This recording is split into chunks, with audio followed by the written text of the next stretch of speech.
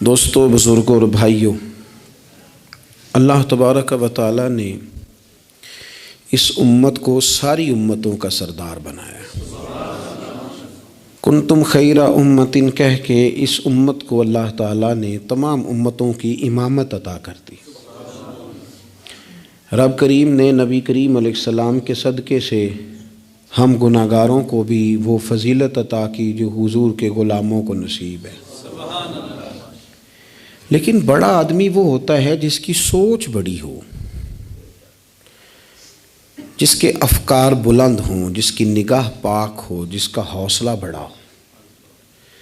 اللہ تعالیٰ نے ہمیں امامت دی ہے امتوں کی، لیکن اگر سوچیں سطحی قسم کی ہوں، ذہن چھوٹے چھوٹے مفادات کے ہوں، ساری زندگی انسان اپنی دکان کی، اپنی ذات کی، اپنے گھر کی، اپنی برادری کی سوچ سے باہر ہی نہ نکلے، تو وہ آفاقیت جو اللہ اور اس کے پیارے محبوب صلی اللہ علیہ وسلم ہمیں دینا چاہتے ہیں وہ ہمیں کیسے حاصل ہوگی؟ جو قومیں اپنے چھوٹے چھوٹے ذاتی مفادات کے لیے ملی سودے کریں، اپنا گھر بنانے کے لیے ملکوں کو مقروض کر دیں، تو وہ کیسے دنیا کی امامت کا فریضہ سر انجام دیں گی؟ ساری زندگی اگر انسان اس رٹے سے باہر نہ آئے کہ میں کیسے اونچا ہو سکتا ہوں، میرے بچے کیسے آگے جا سکتے ہیں، مال کیسے کما سکتا ہوں، یہ میرا گھر بہت بڑی حویلی میں کیسے بدل سکتا ہے، فیکٹری ایک کی 4 کیسے ہو سکتی ہیں، اور کوئی ملی کام ہی نہ کرے تو وہ آفاقیت جو اسلام چاہتا ہے وہ کیسے پیدا ہوگی؟ اقبال کہنے لگے کہ عجب نہیں کہ خدا تک تیری رسائی ہو، پر تیری نظر سے پوشیدہ ہے آدمی کا مقام۔ تو بندے کو ہی نہیں سمجھ سکا تو وہاں تک تو کیا جائے گا؟ جب تک سوچوں میں وسعت نہیں آتی۔ دیکھیں نا، ڈاکٹر اقبال ہمیں کہتے ہیں کہ بازو تیرا توحید کی قوت سے قوی ہے، تو وطنوں میں، سرحدوں میں اپنے آپ کو قید نہ کر، تو اللہ تبارک و تعالیٰ کا نائب ہے اور خدا کے فضل کا تیرے اوپر سایہ ہے، بازو تیرا توحید کی قوت سے قوی ہے، اسلام تیرا دیس ہے اور تو مصطفی ہے۔ تو اپنے مذہب کو اسلام جان، اپنے وطن کو، اور تھوڑی بڑی سوچ پیدا کر، تھوڑا بڑا۔ اور اقبال کہنے لگے وقت فرصت ہے کہاں، کام ابھی باقی ہے، ابھی آرام سے بیٹھ گئے ہو، ابھی آرام سے بیٹھ گئے ہو، ابھی تو دنیا میں رسول اللہ صلی اللہ علیہ وسلم کے نظام کے جھنڈے کو بلند کرنا تھا، حضور کی آفاقی تعلیمات سے پوری دنیا کو تم نے روشناس کرانا تھا۔ اقبال کہنے لگے وقت فرصت ہے کہاں، وہ کام ابھی باقی ہے، نور توحید کا اتمام ابھی باقی ہے، بھی تو آگے بڑھنا تھا۔ لیکن سطحی سی سوچیں، چھوٹی چھوٹی باتیں، مثلاً امیر دولت کے چکر میں اور غریب اس کمزوری کے احساس میں کہ میں تو غریب ہوں جی، میں تو، غریبی کو بیچا تو نہیں نہ جاتا، غریبی کوئی فار سیل تو نہیں ہوتی، غریبی وہ زخم تو نہیں جسے دکھا دکھا کے بندہ پیسے وصول کرے۔ آپ اپنی غریبی کو بھی کیا سیل کریں گے، اپنے آنسو بھی بیچیں گے کہ میں چونکہ کمزور ہوں تو لہذا فٹافٹ میری بولی لگا دی جائے؟ لا یسألون الناس الحافا۔ قرآن کہتا ہے انہیں بڑی بھی ضرورت ہو تو پھر بھی لپٹ لپٹ کے سوال نہیں کرتے، ان کی سوچیں بڑی ہوتی ہیں۔ وہ کہتے ہیں بندے کیا دے سکتے ہیں، سیٹھ کیا دے سکتے ہیں، نواب کیا دے سکتے ہیں، اللہ رسول سے مانگیں گے۔ ان کی بڑی سوچیں ہوتی ہیں۔ وہ شاعر تھا نا ایک بیچارہ، شاعر ناراض نہ ہو جائیں، یہ بھی بیچارے قابل رحم ہوتے ہیں، ساری دنیا سو رہی ہوتی ہے تو یہ چھتوں پہ پھر رہے ہوتے، کہتے ہیں آمد ہو رہی ہے، تو یہ بھی ایک عجیب بعض اوقات کیفیت بن جاتی ہے۔ تو اس کی بھی حالت کچھ تھوڑی زیادہ ہی پتلی تھی، کپڑے بھی پھٹ گئے، کسی چوک میں مکھیاں بھنک رہی تھیں، تو کسی نے سمجھ لیا کہ شاید غریبی بیچے گا۔ ایک بندہ سیٹھ گزرا تو 5 روپے پھینک گیا، تو شاعر اسے کہنے لگا یہ اٹھا اپنے پیسے لے جا، کہنے لگا وہ آپ کو اس لیے دیں کہ آپ کو ضرورت تھی، بڑا خوددار آدمی تھا، کہنے لگا اگر ضرورت ہوگی تو میں رب سے مانگ لوں گا، اللہ سے مانگ لوں گا ضرورت پڑے گی تو۔ یہ آرزوئے کرم اور میں آپ سے کروں، یہ آرزوئے کرم اور میں آپ سے کروں، یہ بھیک اس کو دی دیے جس کا خدا نہ ہو۔ میں مانگ لوں گا اللہ رسول مجھے دیتے ہیں. خودداری، عزت نفس، بڑی سوچ، بلند افکار، یہ ذات کا جو چنگل ہے نا، اس سے اپنے آپ کو آزاد کیا جائے. میری بات بن جائے، مجھے کو چودھری مان جائے، مجھے کو بڑا مان جائے، کسی کو پتہ چل جائے تعلق ہے، کسی کو پتہ چل جائے فلانے کا نام آتا ہے، کسی کو میں بھئی آپ کمزور ہو جائیں گے، آپ تو بھیک اور خیرات مانگنے لگیں گے عزت کی. آپ کس چکر میں پڑ گئے؟ آپ اپنے ذہن کو بڑا کریں، نگاہ کو بلند کریں، معاملات اس طرح کے کریں. دیکھیں قرآن مجید کیا فرماتا ہے. اللہ کریم نے فرمایا کہ بندوں کی شان یہ ہے کہ وَيُطْعِمُونَ الطَّعَامَ عَلَىٰ حُبِّهِ، وہ لوگوں کو کھانا کھلاتے ہیں پر اللہ کی محبت میں کھلاتے ہیں.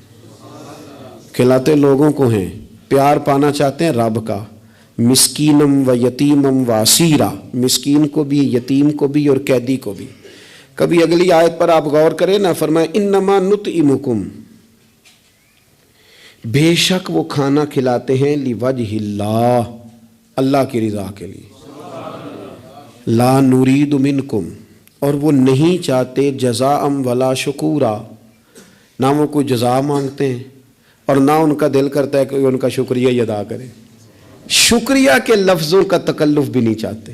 ولا شکورا، شکریہ کے جملے بھی کوئی بولے انہیں پسند کیوں؟ اس لیے کہ انما نطعمکم لوجہ اللہ، کیونکہ کھلایا جو اللہ کے لیے ہے. پھر کسی کو کہنا میرا احسان مند بن، شکر گزار ہو، یہ بات درست نہیں ہوتی. میرے عزیز تھوڑی سی نا بڑی سوچ، ضروری نہیں کہ آپ سماجی ہوں، سیاسی ہوں، آپ کا بڑا رکھ رکھاؤ ہو، یہ کوئی ضروری ہے. آپ کی سوچ بڑی ہو، ذہن میں وسعت ہو، آپ غریب آدمی ہوں بھلے، آپ بات ملی کریں، آپ کو اثار کرنا آتا ہو. میں نے پچھلے جمعے بتایا تھا کہ ایک صحابی نے بھوکے رہ کے مہمان کو کھانا کھلایا. ان کی اپنی حالت یہ تھی کہ ایک وقت کا کھانا نہیں تھا. آپ کے مزاج میں وسعت ہو، مزاج میں. بخاری شریف میں حدیث ہے، نبی پاک صلی اللہ تعالی وسلم کے سامنے سے ایک شخص گزرا. کریم محبوب علیہ السلام نے لوگوں سے پوچھا کہ اس کے بارے میں تمہاری کیا رائے ہے؟ عرض کی یا رسول اللہ بہت وزادار آدمی ہے، بڑا باوقار ہے، کوئی بھی بات کرے تو لوگ توجہ سے سنتے ہیں، کہیں پیغام نکاح دے تو اسے رشتہ مل سکتا ہے، کسی کی سفارش کرے تو قبول کی جا سکتی ہے. حضور زیر لب ہلکا سا مسکرائے اور خاموش ہو گئے. بڑے بڑے سیاسی سماجی لوگ ہوتے ہیں نا شہروں میں، وہ بیچارے مطلب ان کا بس نہیں چلتا، کسی کی منت کریں کہ کہہ 2 دفعہ مجھے چودھری صاحب، گزارش کریں، کسی کا ترلا کریں کہ مہربانی کر 2 دفعہ کہہ دے میں بڑا آدمی ہوں، بول دے صحیح. شیخ سعدی کہتے ہیں جس طرح لکڑی کو گھن کھا جاتی ہے، بڑے لوگوں کو خوشامد کھا جاتی ہے، کھوکھلا کر دیتی، صلاحیتیں ضائع ہو جاتی ہیں، تعریف کا اتنا شوق لگ جاتا ہے، اتنی لت لگ جاتی ہے تعریف کی. تو حضور خاموش ہو گئے. تھوڑی دیر کے بعد ایک غریب آدمی گزرا، یہ بخاری ہے. نبی کریم صلی اللہ علیہ وسلم نے فرمایا اس کے بارے میں تمہارا کیا خیال ہے؟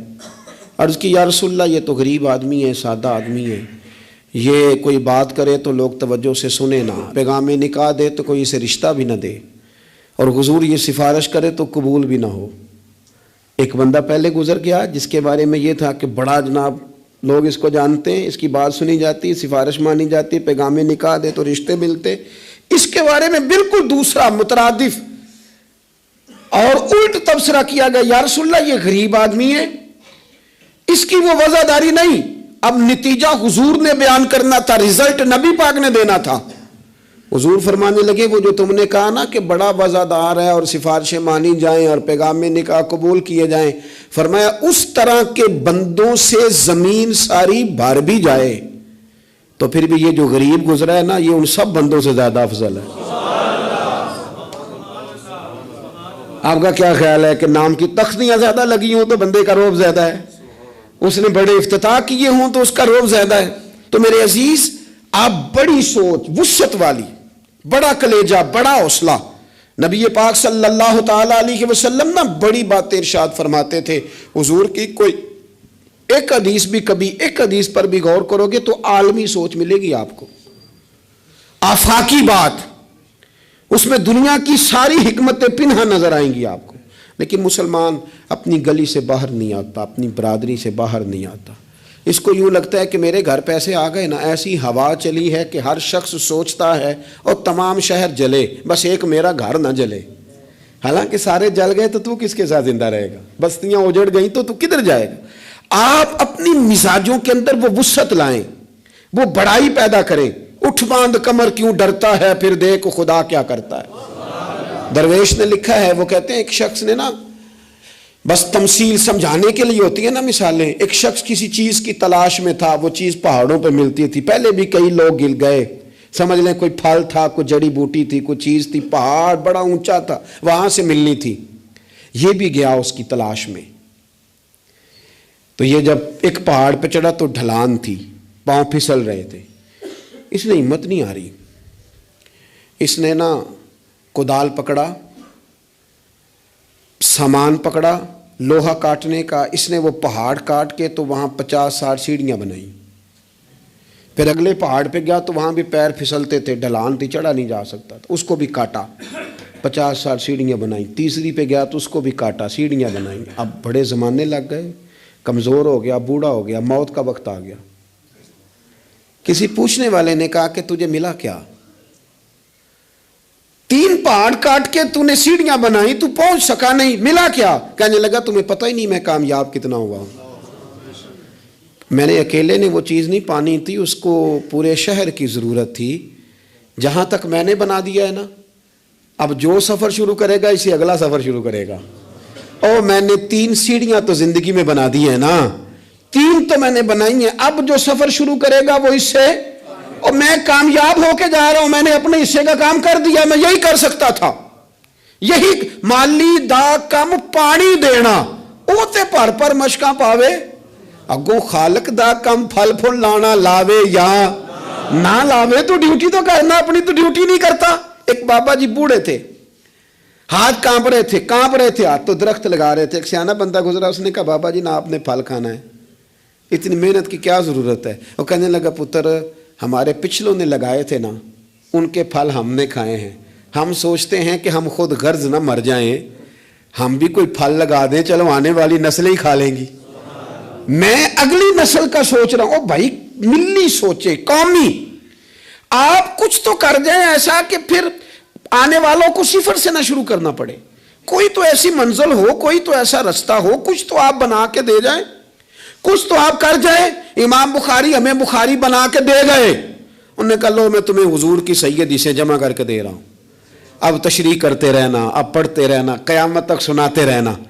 لیکن وہ ہمارا یہ والا سفر انہوں نے ختم کر دیا کہ ہم جائیں، جا کے حدیث تلاش کریں، ڈھونڈ کے لائیں، اس کی صحت پر بحث کریں۔ او بھائی ہمارے بزرگوں نے جتنا کام کیا نا، ہمارے اسفار آسان کیے، ہمیں کچھ ملی کرنا چاہیے۔ باتیں میں نے کہا سمجھانے کے لیے ہوتی ہیں۔ جب صحابہ مدائن کی جنگ میں تھے نا، تو وہاں مال غنیمت کٹھا ہو رہا تھا، تو ایک صحابی بہت سارا مال غنیمت ان کے ہاتھ آیا، تو وہ سارا لے کے آئے، پر چہرے پہ کپڑا تھا، چہرے پہ کپڑا تھا۔ انہوں نے لا کے وہ مال غنیمت دیا، واپس جانے لگے تو لوگوں نے پوچھا یار تم اتنا مال لے آئے ہو، تم رکھ بھی سکتے تھے، ہمیں کیا پتہ تھا تمہارے پاس ہے، تو نام ہی بتا دو۔ تو کہنے لگے نام بتاؤں گا تو کیا کرو گے، تعریفیں کرو گے نا، میں وہ تعریف کرانا چاہتا ہوں جو میرے رب کریم کی بارگاہ سے انعام ملے اور فرشتوں کی زبانوں پہ آئے۔ تم تو 1-2-4 منٹ کے لیے کرو گے، بات ختم ہو جائے گی۔ اور پھر کہنے لگے اگر تم نے ضرور ہی کرنی ہے نا تو میرا نام چھوڑو، میرے رب کی تعریف کرو جو تعریف کے قابل ہے، الحمدللہ رب العالمین، اس کی کرو تعریف۔ تمہیں میں کیوں نام بتاؤں؟ کہتے وہ چلے گئے صحابی چھوڑ کے، تو لوگوں کو اتنا تجسس ہوا کہ کوئی پیچھا کر رہا ہے، کوئی ان کے دوستوں سے پوچھ رہا ہے، کوئی ان کے قبیلے سے پوچھ رہا ہے۔ جب وہ سارے لوگ گھوم رہے تھے نا، اللہ اکبر، تو صحابی سے لوگوں نے کہا کہ آپ کے پیچھے تو لوگ لگ گئے ہیں۔ کہنے لگے دیکھ لو پھر، اگر میں نے اپنی تعریفیں کو روکی تھی تو میرے رب نے جگہ جگہ میری تعریفیں کرا دی، جگہ جگہ، اور میرے دل میں ابھی بھی نہیں ہے کہ میری تعریف کی جائے۔ تعریف اس رب کی ہونی چاہیے جو تعریف کے لائق ہے۔ ہم نا سطحی سوچے پیدا کرتے ہیں، سطحی۔ شہاب نے ایک جگہ پہ لکھا ہے، اس نے کہا یہ جہاں آج منگلہ ڈیم ہے نا، یہاں پہلے میرپور شہر ہوتا تھا اصل۔ ایک جنگ میں جب یہ تباہ ہوا نا تو بڑا درد تھا شہر کے پرانے لوگوں میں کہ ہمارا شہر پھر سے آباد ہو جائے۔ کہتے ہیں میری ڈیوٹی تھی، ایک افسر میرے ساتھ اور تھا، جیپ میں جا رہے تھے، ایک بوڑھا آدمی، اس کی بیوی ساتھ، گدھے پہ 2 بوریاں رکھ کے گزر رہا ہے. ہمارا گاڑی قریب سے گزرنے لگی تو ہاتھ دے کے کہنے لگا پتر بیت المال کدھر ہے جہاں مال جمع کراتے ہیں؟ حکومت کی وزارت خزانہ کا دفتر کہاں ہے؟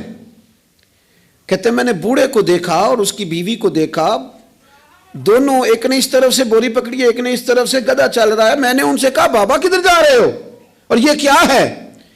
کہنے لگے پتر ہمارا شہر تباہ ہو گیا ہے. تو میں نے اور میری بیوی نے کئی مہینے لگا کے ملبہ صاف کر کے چاندی اور سونا جمع کیا ہے. یہ 2 بوریوں میں بھرا ہے.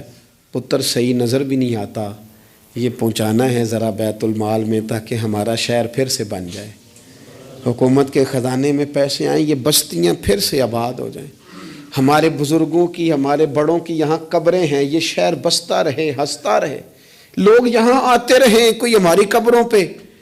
کہتے میں نے بابے کے ہاتھ دیکھے تو چھالے سے بھرے ہوئے، اس کے کپڑے دیکھے تو پھٹے ہوئے، بوری سونے کی بھری ہوئی.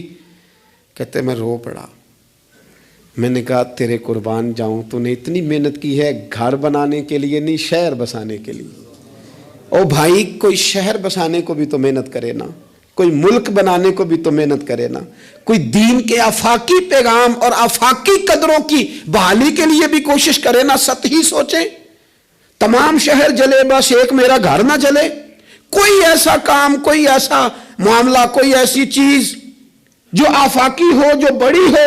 آپ کی سوچیں اگر تھوڑی سی بھی وسعت پیدا کر دیں تو اللہ تعالیٰ اس میں آپ کے لیے برکت پیدا کر دیتا ہے.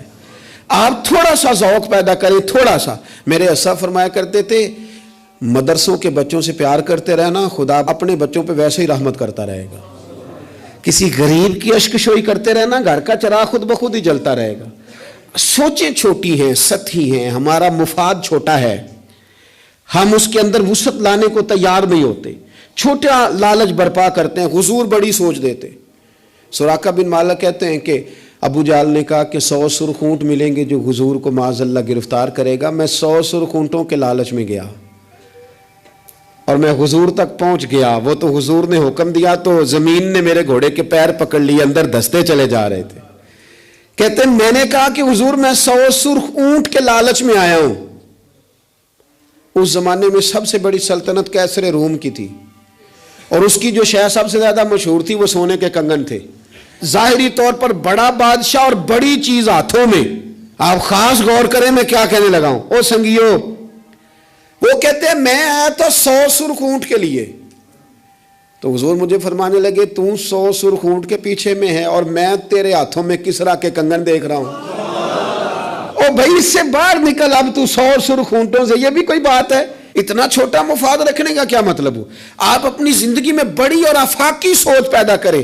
امام غزالی کہتے ہیں تو بانٹنے کا ذہن تو بنا، خدا تجھے بانٹنے کی توفیق بھی عطا کر دے گا. ذوق تو پیدا کر، لیکن نہیں، چھوٹی چھوٹی باتیں، تھکی تھکی باتیں، کچی کچی باتیں، کمزور کمزور سہمے سہمے سے لوگ. او حالات کے سہمے ہوئے لوگوں کو بتا دو حالات بدل جاتے ہیں، کوئی ایک جیسے نہیں رہتے. ہر وقت کمزور بات کرنی اور ہر وقت جناب انداز. حضرت سیدنا امام زین العابدین بڑا بانٹا، انہوں نے سوچ بہت بڑی تھی، یعنی آفاقی مزاج کے لوگ، اونچے قد کا مزاج، اونچے رویے. ایک بندہ آپ کے پاس آیا تو اس نے آ کے کہا حضور میں بھوکا ہوں، مجھے کھانا چاہیے. تو امام صاحب نا اونچی اونچی آواز میں رونے لگ گئے، رو پڑے، درد کے ساتھ روئے. پھر گھر گئے، کھانا تھیلے میں باندھ کے سامان لائے اور لا کے نا دیوار کے ساتھ رکھ دیا. اس کو بلایا، کہنے لگے فلانی دیوار کے ساتھ میں نے کھانا رکھا، اٹھا کے لے جا. آپ کے صاحبزادے کہنے لگے ابا جی ایک تو رونا آپ کا میری سمجھ میں نہیں آیا، لوگ سوال کر ہی لیتے ہیں، اور پھر یہ کہ آپ نے دیوار کے ساتھ رکھا تھا اسے دے دینے میں کیا حرج تھا. تو امام صاحب فرمانے لگے پتر رویا اس لیے ہوں کہ یار وہ بھوکا تھا اور مجھے پتہ ہی نہیں تھا، پتہ نہیں کتنی بھوک سہ کہ اسے کہنا پڑا ہے. درد آیا ہے کہ خدا سوال کرے گا کہ تیرے پڑوس میں بندہ بھوکا تھا، اس گلی میں بھوکا تھا، تجھے پتہ ہی کوئی نہیں تھا. رو پڑا ہوں کہ مجھے خبر ہونی چاہیے تھی. اور وہاں اس لیے رکھا ہے کہ ہمیشہ لینے والا ہاتھ دینے والے ہاتھ سے چھوٹا ہوتا ہے، لینے والا ہاتھ نیچے ہوتا ہے، دینے والا اوپر ہوتا ہے. آپ فرماتے ہیں میری طبیعت نہیں مانتی کہ کسی مومن کا ہاتھ میرے ہاتھ کے نیچے آئے. یہ سارے ہاتھ شانوں والے ہیں، لہذا میں ہاتھ سے پکڑاتا ہی نہیں. میں کسی کی نظر کیوں جھکاؤں؟ کیوں کسی کو اس طرح کا کروں کہ اس کی نظریں جھک جائے میرے سامنے کہ مجھے اس نے دیا ہے اور وہ شکر گزار بنے. میں یہ کام، اس کسی نے کہا تھا نا کہ یوں تو ہر ایک کو شیطان سے ڈر لگتا ہے، اور مجھ کو اس دور کے کچھ انسانوں سے ڈر لگتا ہے، اور جس کی ہر بات میں پوشیدہ ہو نشتر کی چبھن، ایسے ہر صاحب احسان سے ڈر لگتا ہے. اس نے احسان کر کے پھر نشتر چبھونے، اس سے ڈر آتا. فرمایا میں نہیں چاہتا. اتنی بڑی سوچیں جب لوگوں کی ہوتی ہیں تو پھر میرے بھائی انداز اور ہوتے ہیں. کچھ لوگ ایسے ہوتے ہیں کہ وہ پہلے قوم کا درد رکھتے ہیں، لیکن پھر جب انہیں دولت مل جاتی ہے، کوئی عہدہ مل جاتا ہے، پھر اس طرح کے نہیں رہتے. بعض لوگ پہلے نیک ہوتے ہیں، بڑے پرہیزگار ہوتے ہیں، غریبوں کا درد رکھتے ہیں، ان کی سوچیں سلجھ، پھر ان کو عہدہ مل جاتا ہے، پھر آہستہ آہستہ وہ کہنے لگ جاتے ہیں سارا ٹھیک ہے جی، کدھر ہے مہنگائی؟ کچھ بھی نہیں. جب بندہ جب تک کرائے کی گاڑی میں سفر کرتا ہے تب تک تو وہ کہہ رہا ہوتا ہے کہ کتنا کرایہ بڑھا دیا آپ نے، 5 روپے اضافہ کر دیا. اور جب وہ اپنی گاڑی میں بیٹھے، پھر وہ جو بس کے پیچھے ہوتے ہیں وہ بیوقوف نظر آتے ہیں. کیا ہوں اب تو اس کے پاس پجارو ہے، اس کو کیسے وہ لوگ اب بھلے نظر آئیں گے. لیکن وہ بھائی ابھی بھی ہیں کچھ گھر جہاں رات کو یہ ڈسکس ہوتی ہے کہ شادی آ گئی ہے ملتان، تو کرایہ کہاں سے پورا کرنا ہے؟ کرایہ تھوڑا ہے، لہذا بچے رہنے دو، خود چلے جاتے ہیں. وہاں کچھ دینا دلانا بھی پڑے گا. ابھی بھی ہیں لوگ جو بیچارے ادھار پکڑ کے بیاہ پہ کرایہ لگاتے ہیں، لیکن جب سوچ کسی کی وہ رہتی نہیں. عبد الملک بن مروان بڑا نیک کہلاتا تھا، فقہا میں شمار ہوتا تھا. اتنی مسجد میں بیٹھ کے عبادت کرتا تھا کہ اس کو حمامت المسجد، مسجد کا کبوتر کہنے لگ گئے لوگ. لیکن پھر اس کے خلیفہ بننے کا اعلان ہوا. جس دن اعلان ہوا اس دن بھی مسجد میں بیٹھا تھا. پھر اس نے قرآن مجید رکھ کے نا الماری میں، تو کہنے لگا لگتا ہے اب میری اور قرآن کی جدائی ہونے لگی. پھر وہ یہی شخص تھا جس نے حجاج بن یوسف جیسا ظالم آدمی گورنر بنایا. یہ وہی تھا جس کے دور حکومت میں حضرت عبداللہ بن زبیر جیسے لوگ شہید کیے گئے. بس وہ کیفیت ہی نہیں رہی. منصب مل گیا، عہدہ مل گیا تو ختم ہو گئی بات. لیکن کچھ لوگ حضرت عمر بن عبدالعزیز کی طرح کے بھی آئے، اتنا قیمتی لباس پہنتے تھے کہ دنیا عش کر اٹھتی تھی. لیکن وہی عمر بن عبدالعزیز تھے کہ جب خلیفہ بنے تو پھر انہوں نے کہا اس طرح کا پہنوں گا جس طرح کا میری رعایا کا غریب آدمی پہنتا ہے. بیوی سے کہنے لگے مجھے رکھنا ہے کہ مال دولت رکھنا ہے؟ اس نے کہا آپ کو رکھنا ہے. وہ ایک خلیفہ کی بیوی، ایک بادشاہ کی بہن، ایک بادشاہ کی بیٹی تھی، پر سارے زیور خیرات کر دیے، غریبی کی زندگی گزاری. کچھ لوگ نہیں بدلتے، کچھ عہدہ آ گیا، مال آ گیا، روح بھی بدل گیا. کہانیاں ہی اور ہو گئیں. یعنی گاؤں سے آ کر پڑھنے والے بھول ہی گئے کہ کس کی ماں نے کتنا زیور بیچا تھا. پھر ان کے حالات ہی بالکل تبدیل ہو گئے، انہیں پتہ ہی نہیں ہم کیا تھے. سنو نا، حضرت صدیق اکبر رضی اللہ تعالیٰ عنہ کچھ بچیوں کا دودھ عصر کے وقت جا کے دھو کے آیا کرتے تھے، ان کو دیتے تھے. جس دن خلیفہ بن گئے تو ایک بچی نے آ کے پوچھا حضور اب وہ بکریوں کا دودھ کون دھویا کرے گا؟ تو آپ فرمانے لگے کیا خلافت مجھے خدمت خلق سے روک دے گی؟ وہ کام میں اپنی آخرت کے لیے کرتا تھا، کرتا ہی رہوں گا، میں نہیں بدلوں گا، میں وہی ہوں حضور کا غلام. بلکہ کنز المال میں ایک روایت تو ایسی ہے کہ کلیجہ منہ کو آتا ہے. ایک اونٹ گم ہو گیا مال غنیمت کا. سیدنا فاروق اعظم اونٹ ڈھونڈتے ہیں، کبھی ادھر بھاگتے ہیں، کبھی اور میری ذمہ داری ہے، مجھ سے قیامت میں سوال ہوگا، اور یہ مسلمانوں کا مال ہے، میں اس کا امین. ادھر بھاگتے ادھر بھاگتے ادھر بھاگتے. ایک شخص نے کہا حضور آپ بیٹھ جائیں، کسی غلام کی ڈیوٹی لگائیں. 24 لاکھ مربع میل پر حکومت، علم بھی، فضل بھی، تقوی بھی، اور سب سے بڑھ کر عمر وہ ہے جن سے اللہ بھی راضی، رسول اللہ بھی راضی صلی اللہ تعالی علیہ وسلم. حضرت عمر سے کہا بیٹھ جائیں، غلام کی ڈیوٹی لگائیں. حضرت عمر نے رخ پھیر کے دیکھا اور اس بندے کی طرف دیکھ کے کہنے لگے میں بھی تو ایک غلام ہی ہوں. کیا ہوں میں؟ ایک غلام ہی ہوں. میں ایک غلام ہی ہوں. اتنے محل چڑھایا سانیاں، غلام ہی ہوں میں. کیا ہوں میں؟ جب آپ نے یہ لفظ کہے تو بندہ کہتا ہے نارمل بات تھی، میرے بھی آنسو نکل آئے. یار یہ بھی کوئی انداز ہوتا ہے. لیکن بھول گئے لوگ، اپنوں کو بھول گئے، اپنوں کو بھول گئے، اپنے قریبیوں کو بھول گئے. دولت آئی تو پھر وہ محلہ پسند نہ آیا، پھر گھر سوسائٹی میں بن گیا، پھر یار بدل گئے، پھر رشتہ داریاں بدل گئیں، پھر حالات اور ہو گئے. اپنی سوچیں بڑی کریں، ذہن بڑا کریں، اپنے اندر تغیر نہ لائیں. آپ آفاقی بن جائیں، ذہن بڑا ہو تو خدا عطا بھی بڑا ہی کرتا ہے. اللہ سمجھنے کی توفیق عطا فرمائے. آخر دعوانا